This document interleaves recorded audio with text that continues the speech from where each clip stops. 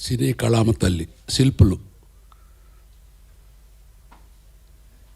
మన cinema industry ఎగుదలకు ఉపయోగపడే శిల్పులు జర్నలిస్టులకి మా రామకృష్ణ గారు మా రెడ్డి గారు దీక్ష సినిమాకి నన్ను గెస్ట్గా ఇన్వైట్ చేసిన వారికి ఈ సినిమా బాగా ఆడాలని అందులో యాక్ట్ చేసిన ఆర్టిస్టులు కూడా బాగా పైకి రావాలని ఒక చిన్న సినిమా తీస్తే నాకు అనుభవం ఉంది.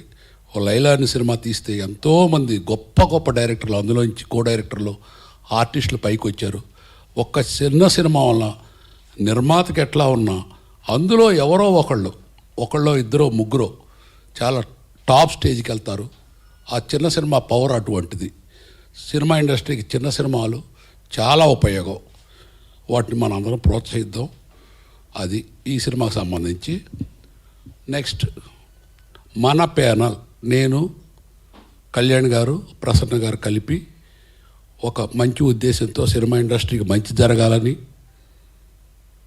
ఒక మంచి భావంతో అందరూ ఇండస్ట్రీ బాగుండాలని కోరుకుంటూ ఒక ప్యానల్ చేశాము. అందులో మేము studio sector and producer sector 2, distributor sector 3 మేము పోటీ చేసాము.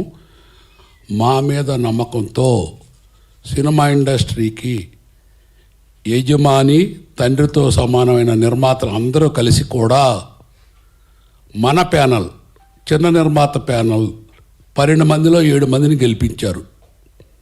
తర్వాత ప్రొడ్యూసర్ సెక్టర్ ఛాంబర్లో 20 మందిలో 13 మందిని మమ్మల్ని గెలిపించారు. అన్నిటికన్నా ముఖ్యమైన విషయం, వీళ్ళెవరో మేమేదో పెద్ద గెలిచాం ఇరగదీసాం, మేము ఛాంబర్ ప్రెసిడెంట్లు మేము secretary, great great great. But మీలో ఉన్న ఈ గెలిచిన ప్రొడ్యూసర్స్లో మా చిన్న నిర్మాతలు కూడా కొంతమంది ఉన్నారు మీరు గెలిచిన వాళ్ళలో. కానీ మా చిన్న నిర్మాతలు కొంతమంది మా దగ్గర 12 మందిలో మేము ఇవ్వలేని వాళ్ళు కొంతమంది అక్కడ కూడా పోటీ చేశారు. వాళ్ళ వల్ల కూడా మీరు గెలిచారు, అది మర్చిపోవద్దు. కానీ మిమ్మల్ని సపోర్ట్ చేసిన ఏ చిన్న నిర్మాత మా ప్యానల్ తప్ప మిగతా 2 ప్యానల్లో ఒక్కళ్ళు గెలవలేదు. అది కూడా సాటి నిర్మాతలు గుర్తుపెట్టుకోండి. ఎప్పుడు కూడా నాకున్న 55 ఏళ్ళ అనుభవంలో ధర్మం గెలిచింది, అధర్మం ఓడిపోయింది. మీరేదో ఛాంబర్ని అడ్డం పెట్టుకుని ఉద్ధరిద్దామంటే ఏమీ జరగదు. దేవుడు నన్ను కూడా గెలిపించాడు. అంచేత ఫ్యూచర్లో ఒక్కటి గుర్తుపెట్టుకుని నిర్మాత మిత్రులు అందరూ కూడా, ఒకప్పుడు మెడ్రాస్లో ఉన్న బిగినింగ్లో ఇక్కడున్న రామానాయుడు గారని, లేకపోతే చాలా దేవిప్రసాద్ గారని, కెఎస్ రామారావు గారని, అశ్విని దత్ గారని మహామహులు ఉత్తముల నిర్మాతల స్టాండర్డ్గా ఉండేవాళ్ళు. ఇవాళ ఎట్లా అయిపోయిందండి మీ వల్ల? ఒకప్పుడు 4 ఇండస్ట్రీని శాసించారు, 4 పోయి ఆఖరికి ఒకడు వచ్చాడు ఇప్పుడు ఇండస్ట్రీని శాసించడానికి. మిగతా 3 కూడా తగ్గిపోయారు. ఇప్పుడు ఏమవుతుంది నిర్మాతలు? ఇవాళ తీసిన పెద్ద సినిమా తీసిన నిర్మాత చిన్న సినిమా తీసిన నిర్మాత ఎట్లయ్యారంటే, చిన్న సినిమా తీసిన నిర్మాత రిలీజ్కి ముందు ఏడుస్తున్నాడు, పెద్ద సినిమా తీసిన నిర్మాత రిలీజ్ అయిన తర్వాత ఇంటికి వచ్చి చెప్పుకోలేక ఫాల్స్ ప్రెస్టేజ్కి బాధపడుతున్నారు. ఇది కాదు సినిమా ఇండస్ట్రీకి ఉండాల్సింది. క్యూబులు ఎఫోలు, థియేటర్ మోనోపలి, దీనివల్ల సినిమా ఇండస్ట్రీని దోచేస్తున్నారు.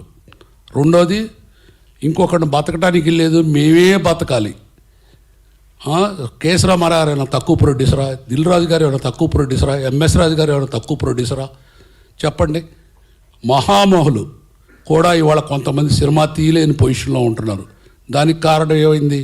ఒక వ్యక్తి చేతిలో కొంతమంది ఆర్టిస్టులు, క్యూబులు ఎఫోలు, థియేటర్లు, డిస్ట్రిబ్యూషన్స్ ఇవన్నీ ఉండి ఈ ఛాంబర్ని అడ్డం పెట్టుకొని విజిటింగ్ కార్డు ఫోటో వేసుకొని ముఖ్యమంత్రుల దగ్గరికి మంత్రుల దగ్గరికి తిప్పడానికి వాళ్ళ సొంత ప్రయోజనాలు పెంచుకోవడానికి ఇవన్నీ నేను నిజాయితీగా, నాకు ఏ కల్మషం లేకుండా నిర్మాత బాగుండాలి, సినిమా ఇండస్ట్రీ బాగుండాలని నేను ప్రాక్టికల్గా తెలుసుకొని మాట్లాడుతున్నాను.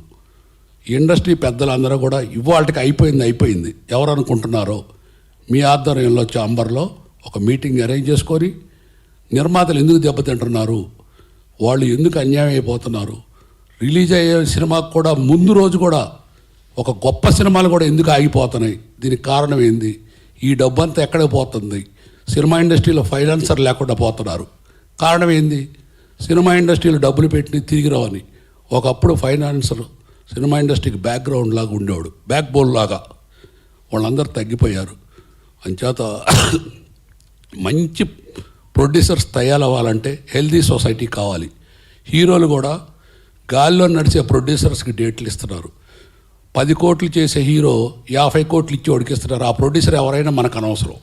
ఈ ప్రొడ్యూసర్లు కూడా చాలామంది ఎక్కడెక్కడో డబ్బులు తీసుకొచ్చి పాపం అనుభవం లేక ఈ పెద్ద హీరోల డేట్లో, పెద్ద డైరెక్టర్ డేట్లో ఇస్తే అని ఆఖరికి ఎండుకు వచ్చేటప్పటికి పాపం వాళ్ళ ఆస్తి అమ్ముకొని అన్యాయం అయిపోతున్నారు కుటుంబాలు. ఇది నేను ప్రాక్టికల్గా నాకున్న అనుభవంతో, నాకు చాలామంది వచ్చి చాలా ప్రొడ్యూసర్స్ నాకు పర్సనల్గా చెప్తారు మనసులో మాట. నేను ఎవ్వరి మీద ఆ ఒక్క సినిమా ఇండస్ట్రీకి అన్యాయం చేసేవాడి మీద తప్ప మిగతా వాళ్ళందరికీ కూడా అన్యాయం అయిపోయిన వాళ్ళ మీద, బాగున్న వాళ్ళ మీద, మాకు అపోజిషన్ వేసి గెలిచిన వాళ్ళ మీద కూడా నాకు ఎప్పుడు ప్రేమ ఉంటుంది. కెఎస్ రామారావు గారు గొప్ప ప్రొడ్యూసరు, ఎంఎస్ రాజు గారు గొప్ప ప్రొడ్యూసరు. వీళ్ళందరూ కొంతమంది హీరోలను క్రియేట్ చేస్తే ఆ హీరోలు వాళ్ళ ఇండస్ట్రీలో టాప్ పొజిషన్కి వెళ్ళిన వాళ్ళు ఉన్నారు. కానీ ఆ ప్రొడ్యూసర్ వాళ్ళ సినిమా తీయలేకపోతున్నారు. దానికి కారణం ఏందని మనందరం కూడా ఇప్పుడు మీరు నిజంగా రియల్గా సేవ తెలుసుకుంటే ఛాంబర్ ప్రెసిడెంట్ కానీ మిగతా వాళ్ళు కానీ ఛాంబర్లో మీటింగ్ వేసి ఇందులో లోటుపాట్లు ఏంది, క్యూబీఎఫ్ లేకుండా ఎట్లా చేద్దాం, థియేటర్ మోనపల్లి నుంచి బయటకు ఎట్లా వద్దాం, డిస్ట్రిబ్యూటర్లు ఎట్లా బతికిద్దాం, డిస్ట్రిబ్యూటర్లు బాగుంటేనే ప్రొడ్యూసర్ బాగుంటారు, ఎట్లా పెంచుకుందాం. ఇక్కడ మన ఏదో నిన్న ఎలక్షన్కి ముందు ఏదో ఓరాహోరీ యుద్ధం చేసుకున్నట్టు కాదు, స్నేహభావంగా చేసుకుందాం. ఇప్పటికైనా మీరు మారి సినిమా తల్లి మీద మీకు నిజమైన ప్రేమ ఉంటే సినిమా ఇండస్ట్రీని బతికియటానికి రండి. ఒక్కడు దోచుకుందామంటే అది దేవుడే చూసుకుంటాడు మిమ్మల్ని. Thank you.